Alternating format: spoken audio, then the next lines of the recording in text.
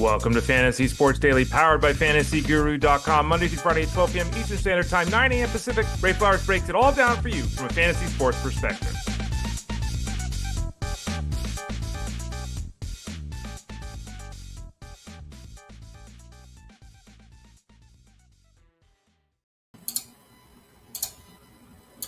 Good morning, everyone. Ray Flowers of FantasyGuru.com. Hope you are doing well here on this fine Thursday. The first day, the first day of the rest of your lives. No, not quite, but the first day of the fantasy football season. Are you ready? If you're not ready, we can help you over at FantasyGuru.com. You don't have to sign up for the product yet. You probably should have, because you missed a lot of great content. You missed a great off season. You missed a bunch of great articles, a bunch of great coverage. You missed podcasts and live streams and chats and articles and discuss.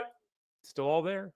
Head over to FantasyGuru.com. Click that subscribe tab in the top right corner. You can still access all the information. Maybe you have a draft tonight. Maybe your tradition is you draft on Thursday nights, the first week of this. We got you. Maybe you already drafted your team and you're thinking to yourself, oh no, did not go the way I anticipated. I've seen this comment a couple times in Discord already today. We can help you out. So sign up at FantasyGuru.com. Click the subscribe tab in the top right corner. Full season product. We can help you out the rest of the way. You can sign up for the seasonal product, the DFS product, the wagering product, 2 of the 3 products, all 3 products. Hell, you can sign up for the VIP Platinum package, which gets you every single thing we do. I think there's it's like a 30% discount or something right now. The Platinum VIP is huge discount on everything we do. Every sport, every article, every live stream, every podcast, every Discord room, all of it. And that's NFL, NBA, PGA, MMA, NASCAR, horse racing, baseball, basketball, hockey. I don't even know what I said. It's all of them. Click the subscribe tab in the top right corner. You can also send a note to support at FantasyGuru.com. Support at FantasyGuru.com with any question you have. And also remember, we're still covering baseball. We'll throw it up on the screen here in a couple minutes. We're still covering baseball over at FantasyGuru.com. Updated the rankings on the 1st of September, so that's available for everybody right now. So we're still doing baseball, bets, wagering, DFS, seasonal. If you want to get signed up for the baseball coverage the rest of the way, we can help you out there. Send a note to support at FantasyGuru.com. Okay, before we talk about today's show, and it's a Thursday, so we'll do some baseball and some football. Just a couple of PSAs. Number one, remember next week we're going to football mode. So on Mondays, instead of all baseball as we've done, it'll be just me on Mondays talking all football. We'll just review what happened on the weekend. So Monday will be the only show starting next week that's all football. All the other shows will be split. Baseball, when I'm here on Tuesdays, I'm here Mondays, but Monday, Tuesday, Thursday, Friday. On Tuesday, Thursday, Friday, half baseball, half football. Justin Fensterman talked about this on the show yesterday. When he's in there, he'll talk basketball and football and maybe some baseball. He'll kind of sprinkle things in on Wednesday. All 4 of those shows, Tuesday, Wednesday, Thursday, Friday will continue to be a guest from FantasyGuru.com halfway through the show, 12:30 Eastern Standard Time. They'll come in. Tuesdays is Armando Marsal. Wednesdays is Rich Mileto. Thursdays is Tyler Buecher today. And then Fridays is Russell Clay. So that will be the schedule moving forward. And everybody take a breath. I would really encourage, in fact, strongly suggest, even though I know it won't happen because I went in Discord this morning, answered a couple questions, and here came 20 other questions. It's Thursday morning. I'm in there answering questions at 8:30 on the West Coast. Take a breath. I know everyone's excited about the football season and all that. You have 2 teams playing tonight. That's it. The only questions you should be asking today are about Dallas players, Eagles players, the waiver wire, and trades. That's it. That is it. We shouldn't be doing stardom sit-ems for Sunday games or Monday games or even Friday games. There is 2 teams playing tonight. 2. Thursday morning is not the time to be setting your lineup, because what happens is you all ask the question on Thursday morning, and then you ask the question again on Saturday. We have the largest active community in fantasy sports at FantasyGuru.com. We can't be answering the same question multiple times, because once you asked on a Thursday and once you asked on a Saturday when we had the additional information. The rankings are up at FantasyGuru.com. They're great. Use them as a guideline. But please, and I know you're not going to do it, but please don't ask stardom sit-em questions early in the week if you're talking about players on the weekend. Okay, we got a lot going on, all of us, and I would implore all of you to do that for us so we can help you the best way we can. What are we talking about on the show today? Here we go. Baseball. The first 25 minutes. About 25 minutes from now, we'll talk Tyler Buecher. We'll review that game between Dallas and Philadelphia. We'll talk about some of the big storylines, the Jets offense, the backfield of Miami Dolphins, the Jaguars offense, the Packers wide receivers, the Bills versus Ravens. What a game in week one. We'll talk about that with him. Before then, we'll talk about pitching. We got guys potentially being sent to the minors. We've got guys in the minors that aren't going to get promoted. We've got guys that are surging on the hill. We've got guys that are struggling on the hill. We'll talk about that. We'll talk about some guys, too, on the offensive side of things. Ha-Seong Kim back in our lives. Royce Lewis doing some things. Oh, Roman Anthony, Adolis, Garcia, Jackson, Chourio. And did you see this story with Taj Bradley? I'll get into it if we have some time here, but the wild one with Taj Bradley. If you're watching the show here live, thank you for doing that. If you're listening live, thank you for doing that. You can listen live at 3 spots, watch live at 3 spots, youtube.com/@ElitePlusNetwork, Twitter X @FantasyGuru site, and Facebook.com/FantasyGuruHQ. In those 3 places, you can watch live. You can always watch on demand later too. But if you're watching live, you can leave comments and questions that we will address throughout the show. If you're over at fantasyguru.com, just click that Elite Plus tab at the top of the page. You can find the show there in podcast form. And then wherever you're at, listening to your podcast, type in Fantasy Sports Daily, and you should be able to find you there. Jim C says, first and foremost, Fish is the best. One question: who was the guest drafter last night? I don't know who the guest drafter was last night. Just to put it out there, Jeff mentioned this a little bit. My mom's been very ill. She's been hospitalized, ICU, all kinds of things. So I've been dealing with that, and I apologize to everyone that was looking to be in my draft last night. I wasn't able to make it. The good news is my mom was able to come home. That's why I wasn't able to do the draft. We were actually taking her from the hospital home. So good news there, but I apologize for not being in the listener league last night. I just wasn't available. Angela said I'm shutting my phone off for the entire football season. Yeah, some people do that, Angela. You're not the only one. Tony says I'm the man. Thank you, Tony. And he also says he's pumped. Yeah, week 1 in the NFL. Let's go. And Tosh says, let's do this. So there we go. Thanks for all joining us. Spread the word. Tell a friend. We'd love to grow this show too. We'd obviously want you to subscribe at fantasyguru.com. And I know a lot of you do that. That's why you're here every day. But this is a free product. So, tell a friend, spread the word. I know people say, well, I don't want people to know about you. I get that. But also remember, the more clients we have, the less likely we are to raise prices. So you convince one of your buddies to jump in next year, this year, a lot less chance we're going to raise the price next year on you because we'll have more, you get the deal. And again, we obviously make our money off of helping all of you. So help us help you. That's the PSA. Okay. Let's talk some baseball here. Kodai Senga, who we talked about this week, in fact. Will Simon of The Athletic said that things have gotten so bad with Senga, as we discussed earlier this week, that the Mets are even considering sending him to the minor leagues. Now, this would be a drastic move for a guy who obviously pitched overseas and was a star, who's come here, has been a star. He's 32 years old. He, according to his contract, he can't be sent without his consent. So Senga himself has said previously that I'll do whatever I need to do to help the team. Would he okay this? And would that change things appreciably if they did that? There have been rumors that Sproat might get called up. So we might be looking at Senga. If you have Senga, as we talked about earlier in the week, almost impossible to start him right now with any level of confidence. But it sounds like they might actually set him down, get him away from the bright lights, get him a chance to work with a different pitching coach maybe. But this is something that we'll watch. It's something we'll watch because it's a huge storyline. Mania, McGill, Holmes, Brandon Sproat, David Peterson, Tong, McLean. All of a sudden, the Mets got a lot of options that they could turn to in that starting rotation. Senga may not be one of them here in short order. Another guy who's down in the minor leagues, and thank you for the kind note, Eric. I appreciate that. Another guy who's in the minors, but a guy who, unlike Senga, has apparently no chance of being on the big league roster the rest of the way, is Roki Sasaki. And this is, we've talked about him going all the way back to January when we started talking baseball. This season isn't a catastrophe because he didn't blow his arm out and need surgery, but it's just one step below that. It's almost a catastrophe. There are no plans to bring him up, Sasaki, at this point in time. The stuff still isn't where the team expects it to be, where it has been. I saw that he was throwing, 94 miles an hour, which is fine for an average human, but this guy was routinely throwing 97, 98 and hitting triple digits as recently as a year and a half ago. Now he's not even hitting 95. So his season is a complete wipeout. And we'll see which import next year people are excited about on draft day. I mean, this Senga hit, and then he didn't because he got hurt in year 2. But Senga hit, Sasaki didn't.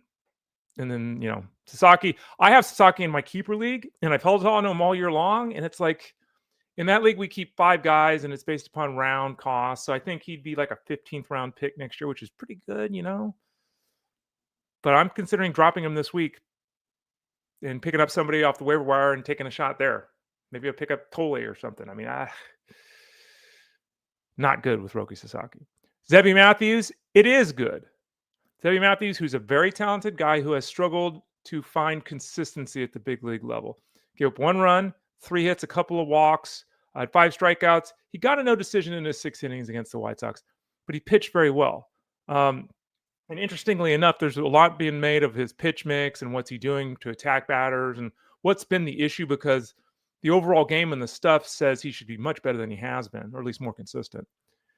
He threw 6 of his pitches yesterday, all of them. That's a lot of pitches. That's more. Catcher's only got 5 hands, five fingers. He threw 6 pitches 10% of the time. So he threw everything at the White Sox yesterday, and it worked.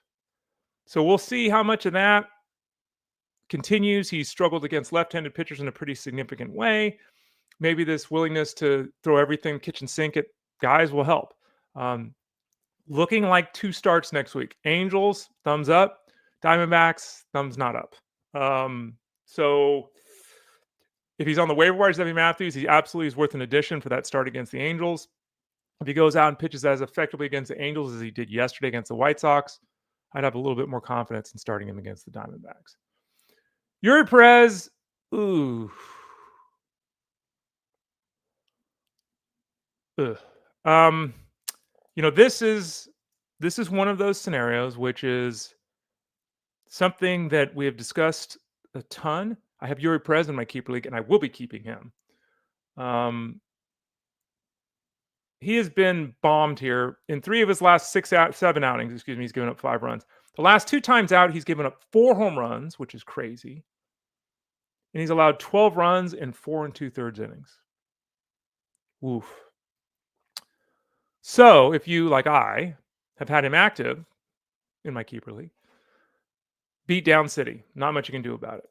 The real question now is, what does the final month of the season look like for Perez?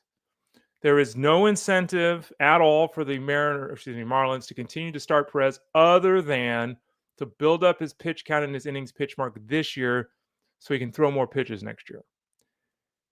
We can talk about location. We can talk about all this stuff, but the bottom line is his performance to date has been a little bit below expectations, despite his whip being 1-1. He's been effective, right? The 23.5% strikeout rate, that's 5 percentage points below where he was prior to the injury. That's not good. That's, and he's throwing hard and no one's saying anything. It's not good. His CSW is down 3%. His swing and strike rate's down 3%. Like, these are not good traits. His O swing is down a couple of percentage points, getting batters to swing at pitches outside the strike zone. So he's been fine. And the real issue for Perez is get out on the hill and be healthy and throw, right? That's really that's the only concern for 2025. They've accomplished that, have the Marlins. So now the question is, what do we do the rest of the way?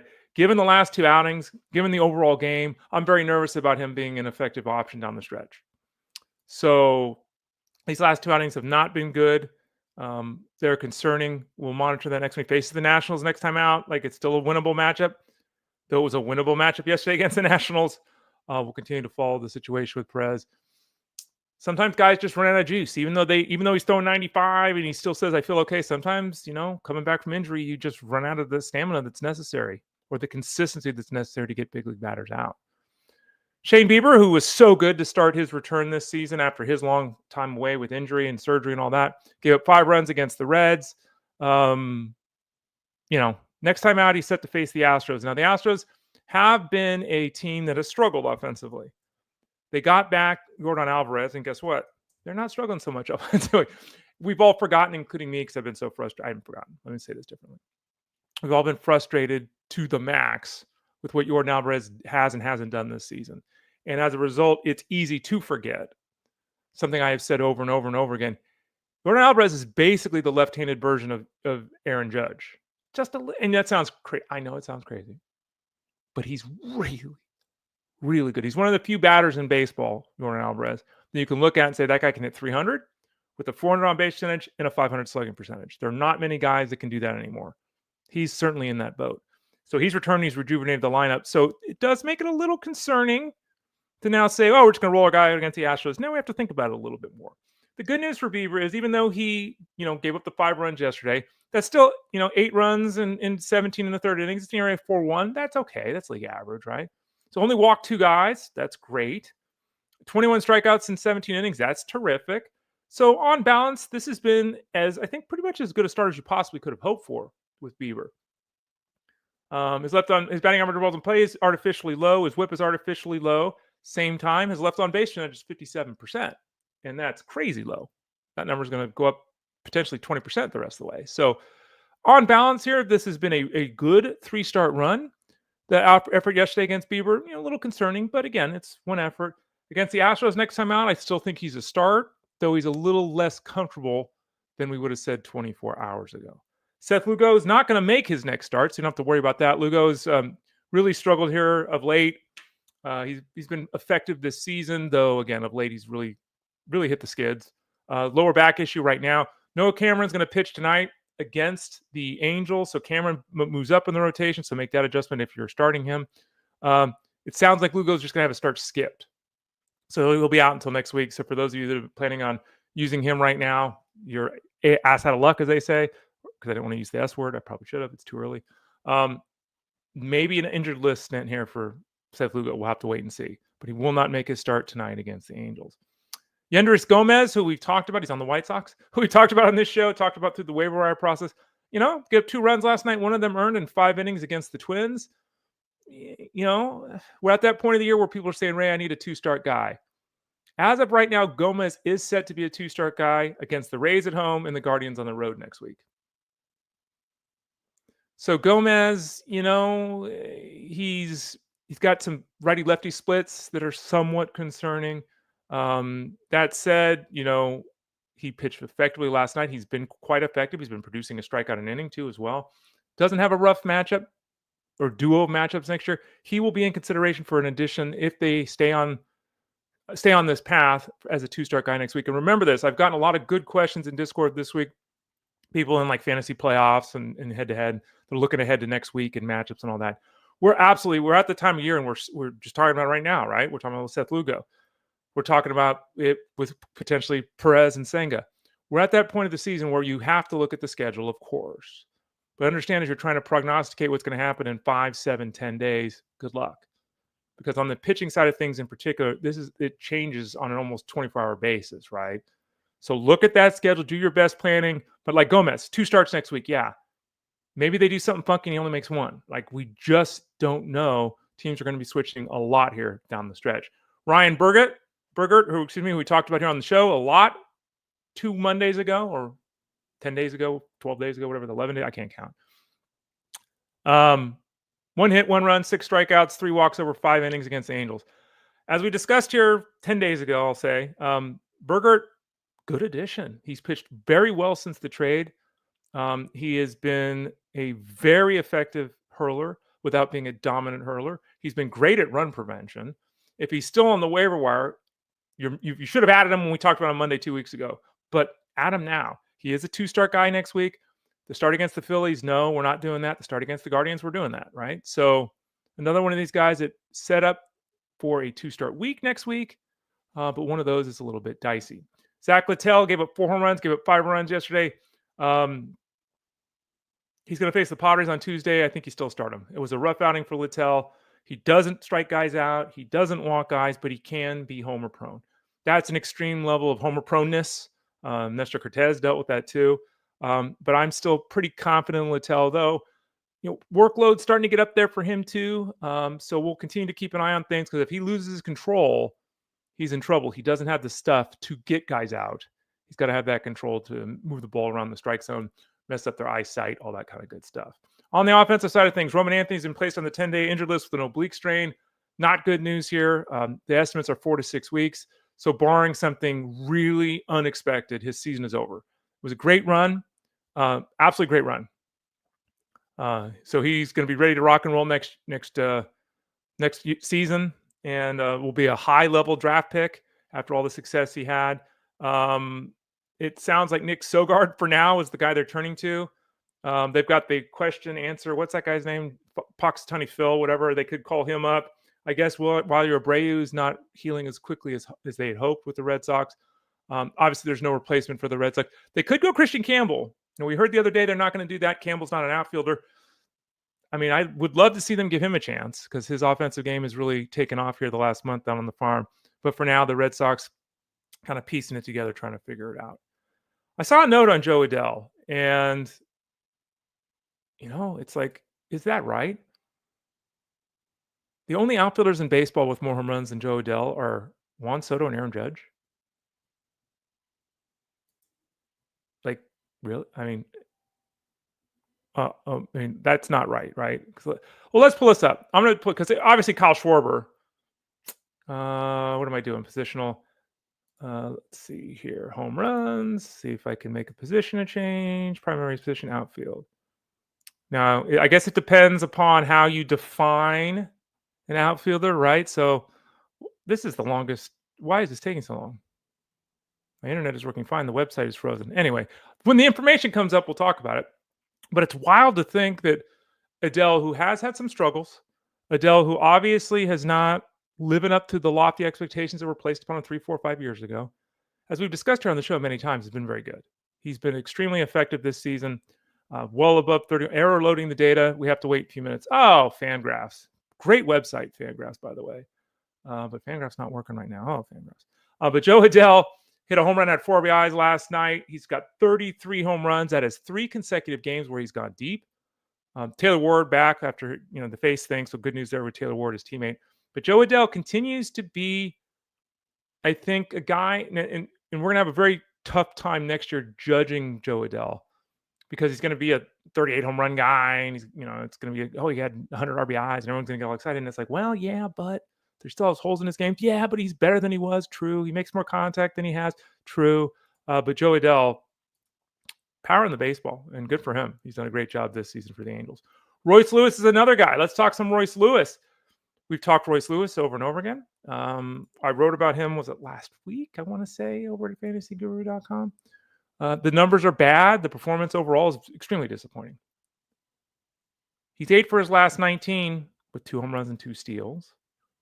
His last 12 games, 4 home runs, 4 steals, 12 RBIs, and 900 OPS. There you go, Royce. That's the guy you have been and should be. Now, is Royce Lewis going to be this good the rest of the way? Your guess, honestly, is as good as mine. But what I do know is right now he's healthy and he's performing. And I do know that he's available on waiver wires. On RT Sports, he's only rostered in 43% of leagues. So that's more than half the leagues. He's not even on a roster. So if you want to take a shot on Royce Lewis, now's the time. We'll see what happens in 2 weeks, right? But right now, he's performing. He's running. He's driving the ball. Good job, Royce. I'm proud of you. Ha-Seong Kim hit a home run yesterday for the Braves. The Braves all of a sudden added Kim off the waiver wire process. And I don't think I got a single question about him. We talked about Kim being picked up earlier this week. I think on Monday, someone picked him up in one of the expert leagues I'm in. He's going to be the starter at shortstop in Atlanta. And, that's not a bad place to be. They have obviously a very, very impressive lineup there in Atlanta. Let's see, where did he hit in the batting order? He hit 7th. He's hit 6th and 7th in his 2 games. He's got 3 hits in the 2 games, 3 RBIs in the 2 games. But he's going to play every day. And he can steal a base. And so he is absolutely somebody that you could turn to if you need to boost up the middle on the infield, with the potential of him stealing some bases being absolutely legitimate. So we'll see what happens with Kim. If you look at outfield-only players to do that, it is just Judge and let me see if I can pull this up as we're talking here. It is just Judge and who's the other guy that I was talking about with Joe Adell? I'm losing mine. That's one thing that's gone for me with everything I've been dealing with. Juan Soto's the other guy. My ability to multitask is in the toilet right now because if I haven't slept in a week. Let's see here if it has the numbers as an outfielder. Yeah, it does have the numbers as an outfielder. So the reason that we don't have look at that. Yeah, Schwarber's only hit 1 home run as an outfielder. How off was I? Ooh, I'm an idiot this morning. So yeah, Kim, by the way, power speed, more speed than power, but likely to play every day for the Braves, and that's not a bad addition. Adolis Garcia has not been placed on the injured list. He is still hurt. Evan Grant, who covers the team, I saw a tweet he sent out the other day, and this hurts because I have I have Adolis Garcia in multiple leagues, including Tout Wars. Let's see, am I still in third place in Tout Wars? I don't know. I might have fallen into fourth place. It's getting pretty tight. My team has been not very good. I officially fell into fourth place last night. Great job, guys. One of the reasons why is I have Adolis Garcia on the bench. Adolis Garcia, according to Evan Grant, is hurt, but the real reason the Rangers haven't made a move is if you look at their 40-man roster, they don't have an outfielder that they could call up. So what they would have to do, in order to be promoted to the big leagues, you have to be put on the 40-man roster. In order to be put on the 40-man roster, someone has to be removed from the 40-man roster. So it's a whole big thing. So the bottom line is Evan Grant was kind of like, well, if Garcia's going to miss 2 weeks, they're going to do something. But if he's only going to miss 5 or 6 days, they probably don't do anything. Well, now he's missed, 4 days? So we're kind of in that zone. They're going to have to make a decision tomorrow. But unfortunately, we might just be wasting away with Adolis Garcia not being placed on the injured list, which would suck as he continues not to play. Jackson Chourio was absent from the game yesterday because of hamstring stiffness. Pat Murphy, the manager, and I'm reading it here. So they're trying to be cautious with Chourio after he reported some cramping and stiffness in that right hamstring after playing on the AstroTurf over the weekend in Toronto. Does not sound like a significant concern. We just got him back. We obviously don't want to lose him again, so let's keep a very good thought that Jackson Chourio will be fine, back in the lineup tomorrow, all that kind of good stuff. But follow that one closely because obviously huge difference maker, a winner, Jackson Chourio in any format. We'll see what his playing time looks like down the stretch. And finally, to finish up our baseball talk before we move and talk some football with Tyler Buecher of fantasyguru.com. I mentioned this earlier, and I don't know, this story's a couple days old now, but again, I've been dealing with a bunch of stuff. Taj Bradley, who I have always liked. Taj Bradley, who's been written up in the, never been the selection, but been written up in the breakout picture of the year article over at fantasyguru.com.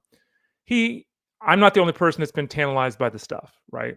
And every year you read the breakdowns all over the place, all over the internets, the interwebs. And everyone basically says, we love Taj Bradley but every year. Taj Bradley now, no longer with Tampa, now with Minnesota. Right? Is that right? Again, I say that and it sounds wrong. That's right? He got traded to the Twins, right?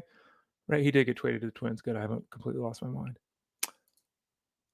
Taj Bradley admitted this week in an article in the Tribune that he never, ever, ever, ever read scouting reports. What? If Taj Bradley struggles, he's got no one to blame but himself. The catcher is apparently all this time until right now.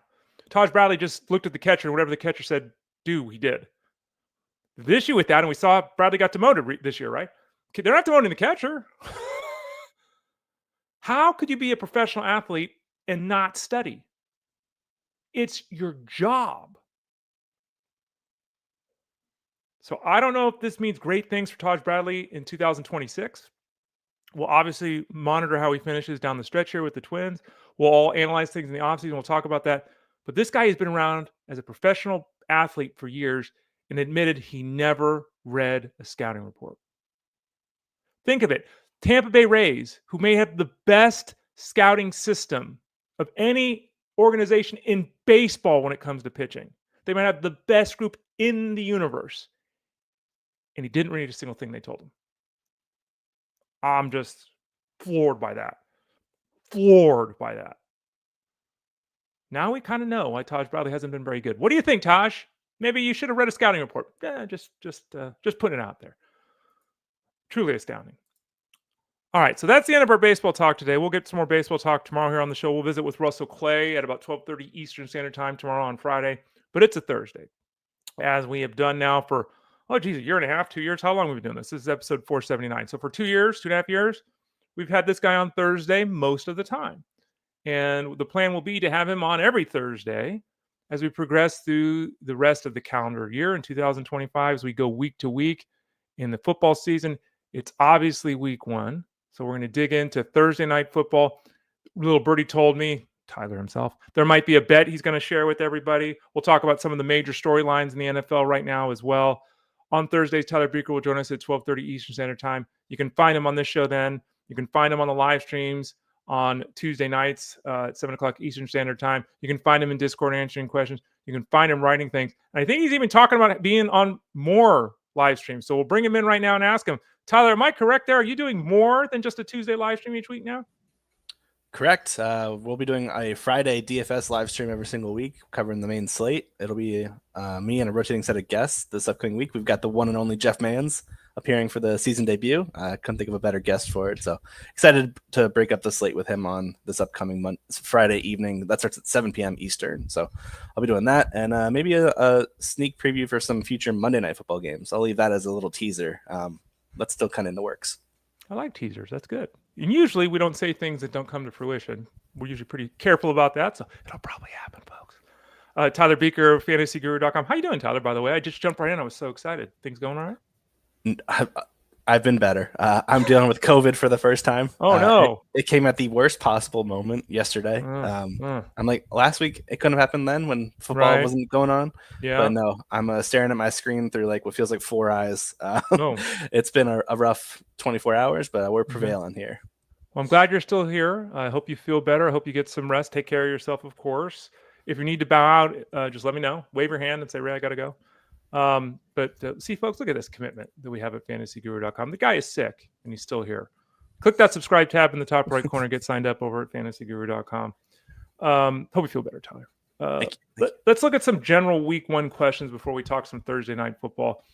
And it's here, it's now, it's live. Let's go. New coach, new excitement. Let's talk some Florida football. The Jaguars have a matchup against the Panthers. Seems like a good week one opportunity for this Jaguars team to get going. What's your general sense after going through the draft season? Some people so on Lawrence. Everyone excited about the backfield trying to figure that out. We know about Thomas. People trying to figure out Hunter. Brenton Strange might be a thing. Is week one going to be a scenario where the Jaguars against that Panthers team have some success? I think we're going to see a lot of success on both sides offensively because we are looking at possibly two of the worst defenses here in terms of what we saw last season. I'm not envisioning a massive turnaround here in the week one opener. So we're going to see some of these offenses that may have some struggles throughout the year. I don't envision Jacksonville or Carolina being top 10 in any regard, but I do believe this is a good shot for both these guys to come out swinging. The total for this one's rather high, and I've already contemplated taking the over on it because I just think we're going to see a lot of points here. The Carolina Panthers have a minimal pass rush. The secondary is in shambles. I mean, they're trying there, but there's just not a lot of talent there in terms of potential playmakers. I do like the Trevin Moehrig signing, though. I think he'll be an important addition to this Aviro scheme that they work with. Jacksonville's defense, another unit that just struggles at the cornerback position. Safeties are a little hit or miss as well. I think Carolina is going to be able to keep this game competitive and at least put up some fantasy points across the board at running back, receiver, tight end. So I'm excited to see how this one plays out. I think we're going to get a lot of points on both sides, and a lot of these guys are going to be either DFS players to start or redraft players that you will want to put in your lineups. Tyler Buecher, fantasyguru.com. Again, every Thursday at about 12:30 Eastern Standard Time, he'll be here on the show. Staying in Florida, Miami and Indianapolis have a battle this week, the Colts and the Dolphins. And there's all this uncertainty about what's going on with the Dolphins backfield in particular. How do you see it? We're starting Achane. Let's go. Not worried about it. A little bit of concern, but it doesn't matter. Are you looking at Ollie Gordon as a flex option this week? What are your thoughts on the backfield with the Dolphins? Yeah, last year's Colts defense was not that great against the run. So I think this is a spot where you could start Achane with confidence. I expect him to be probably on a touch count, but those touches that he is in for will probably be the snaps that I'll be in for will probably be ones that he merits touches, whether that be in the rush game or in the pass game.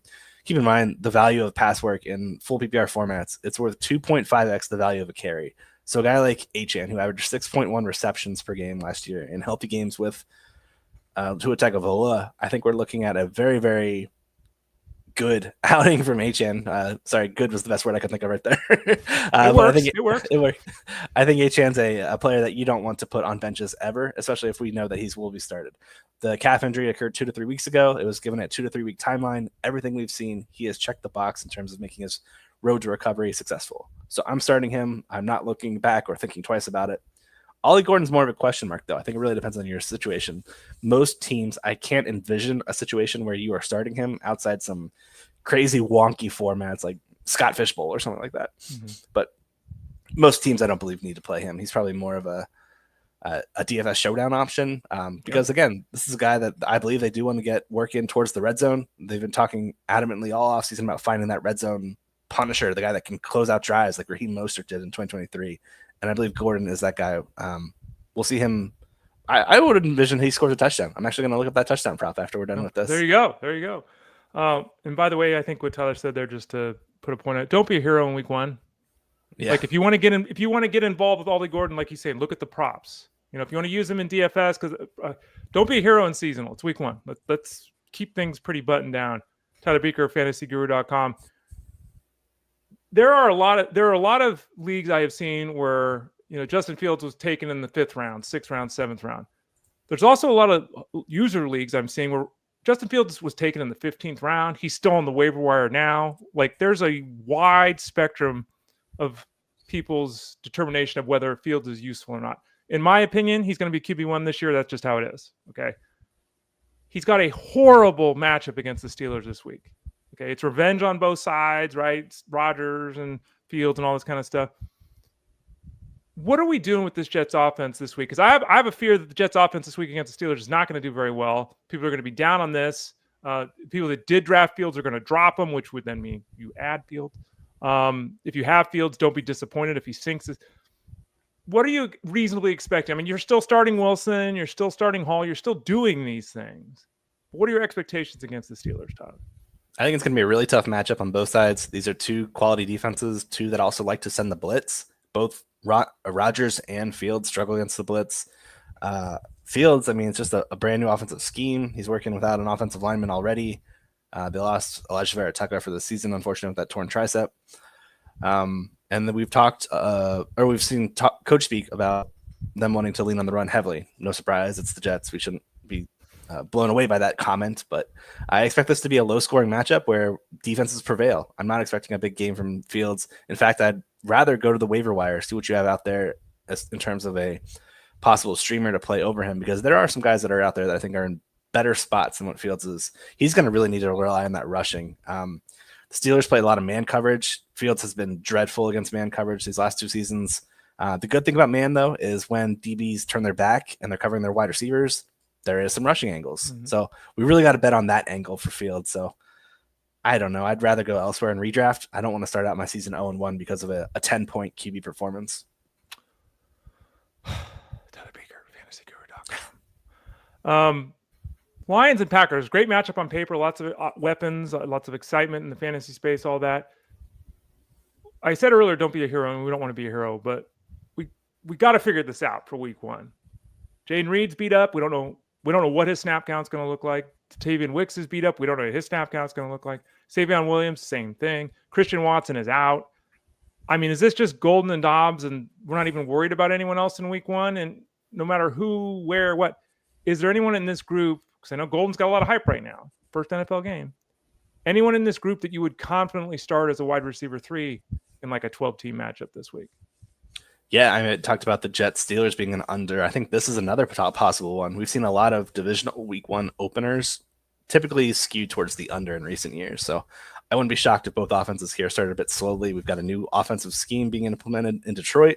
We've got a lot of turnover at the wide receiver position in Green Bay, which isn't a bad thing. Green Bay led the league in most number of drops among the wide receivers, so getting some new blood in there is a good thing. Golden would be the one guy I would be interested in playing here.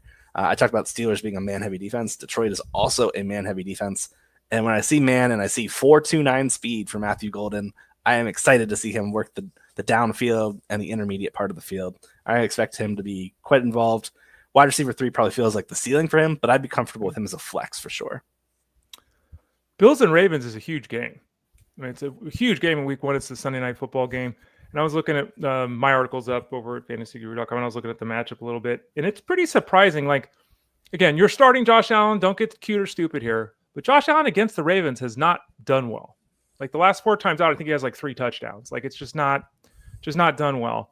What are you expecting in this matchup? Two Titans, two teams that could be, vying for the spot in the Super Bowl this year if the season goes the way they both hope.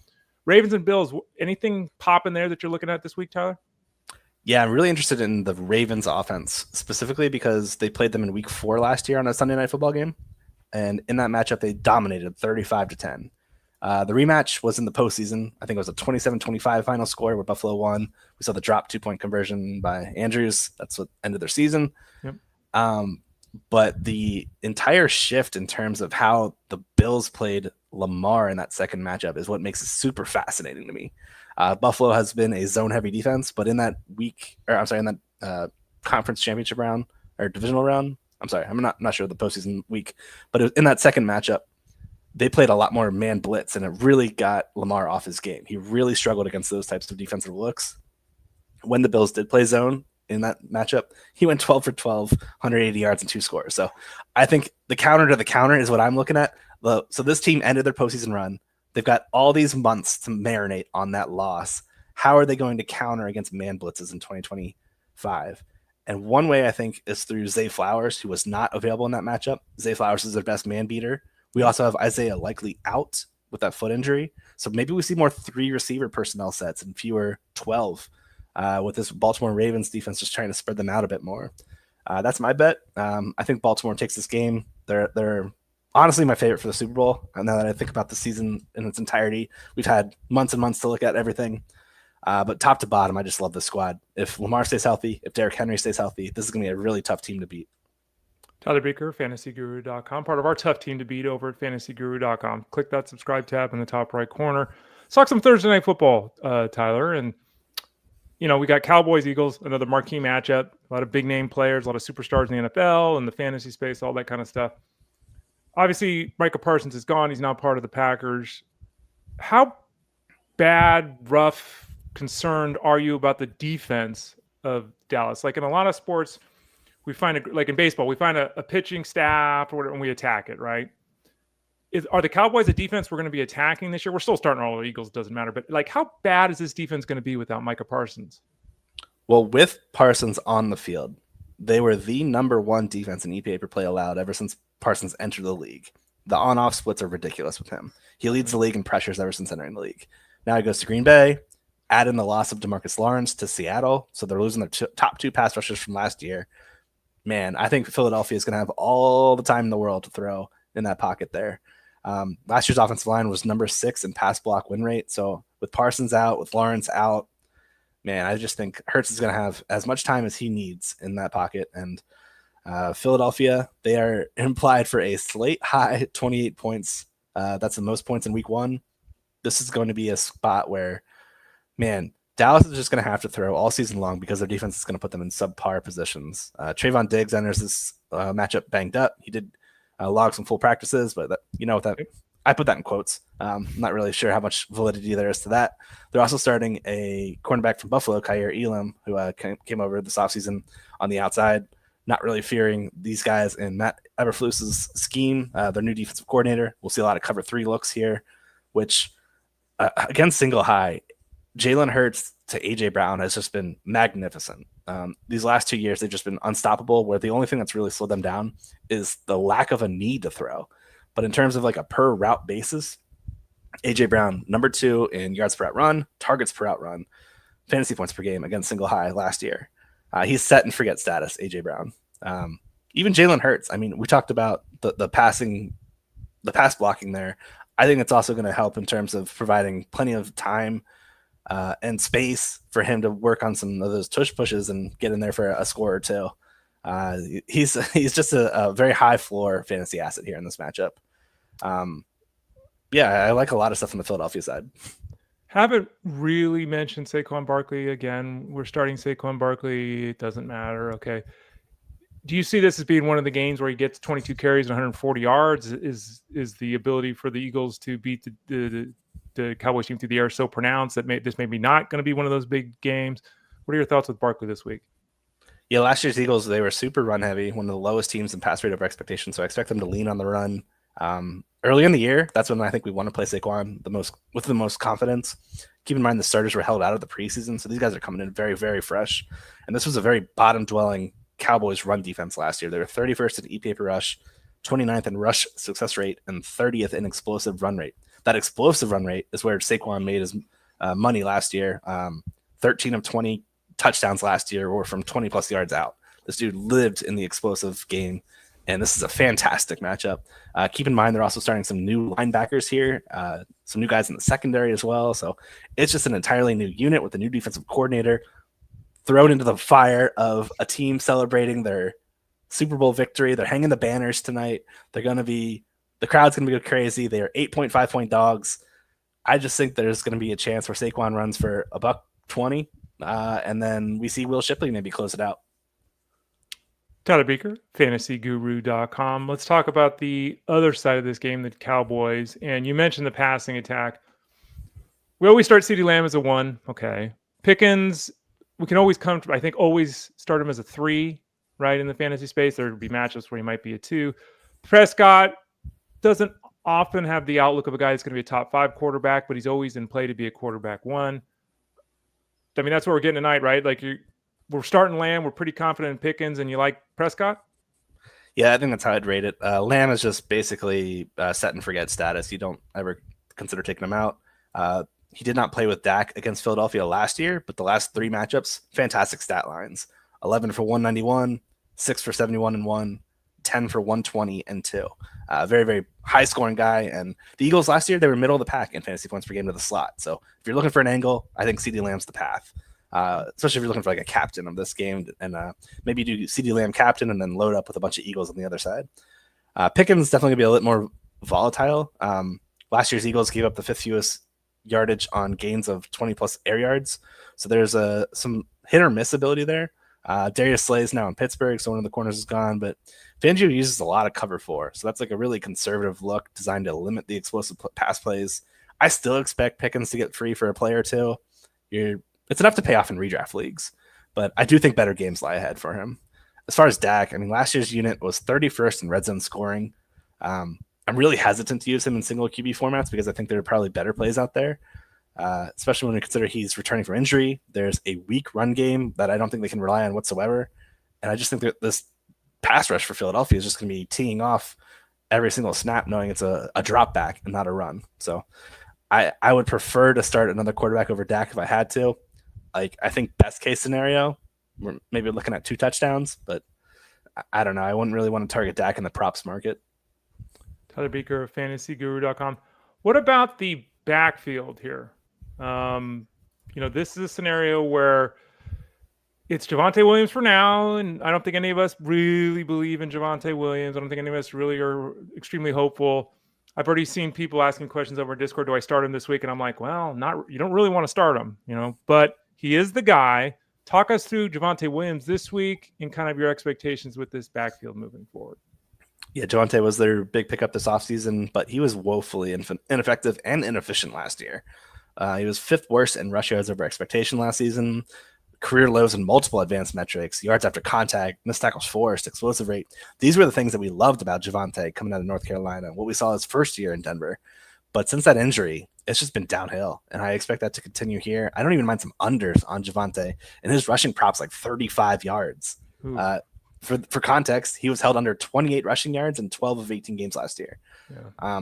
I expect his biggest contribution really to come in the passing game, where either that be via a pass blocker or a guy out there doing some catches on checkdowns and things like that. But I just cannot fathom a start-sit where in week 1 you want to play Javonte, Blue, or Sanders. This is just, I think there's a good shot we're looking at a running back by committee, and it's just an easy fade. It's an easy fade for a redraft leagues where we've got everybody available, nobody's on bye, and I think you're trying too hard if you try to play Javonte or anyone here. Yeah, I was surprised by that there have been quite a few Javonte Williams questions I've fielded already, because I'm thinking to myself, I mean, in what scenario is Javonte Williams your running back 2? I mean, in my opinion, if you drafted poorly, he's your running back 3. Like, he should have been your 4. Like, I can't. And again, I was answering a question this morning. Someone drafted Kelsey, Hawkinson, and Andrews because the draft was going crazy and they wanted to trade. And it's like, you drafted 3 top 5 tight ends. Like, so people do things. But yeah, Javonte you live and you learn. Yeah, don't draft the trade. Javonte Williams, week one, you're starting Javonte Williams. It's like, ugh. But remember what Tyler said there, too. He said he might even take an under on 35 rushing yards. So better catch 5 passes tonight if you're starting Javonte Williams. Tyler Buecher, fantasyguru.com. Most of the time, and I didn't ask you specifically, but most of the time, I think on Thursdays, you're going to share a bet. We do have wagering as part of our package over at fantasyguru.com. Seasonal coverage, DFS coverage, the betting package. Get one of them, two of them, all three of them. Send a note to support at fantasyguru.com. Tyler's been putting bets out all offseason, future bets, all that kind of stuff. So do you have a bet for tonight that you want to share with the folks regarding Thursday Night Football? I do, and it's one of our money printers from last year. It was tackle and assist props. So we are diving into the defensive side of the ball, which is very interesting to me, and it's a side that not many people tend to attack, which makes it a very liquid market. So whenever some action gets down on these props, they tend to move quickly in terms of the juice. But this one has just kind of been hung up for quite a bit and hasn't moved too much, where it's Malik Hooker, the safety for Dallas, under 5.5 tackles and assists. You're able to get this at Bet365 or MGM for like plus 105, plus 100 right now. What I really like about this play is I talked about Matt Eberflus and their new defensive coordinator. He's a guy who plays cover 3 super heavily, like a top 5, top 6 rate year after year. Last year, the Eagles gave up the 8th fewest tackle opportunities to opposing safeties, and I expect Hooker to be their deep safety, the guy that is playing back, trying to prevent the big explosive plays. So that takes him away from the action. It takes him away from the tackles and the run game, which Philadelphia is expected to execute. Hooker was a split safety last year at different times, so he was a guy that played sometimes in the box, sometimes back deep, and yet he still went under the 6 TNA mark in 12 of 17 games.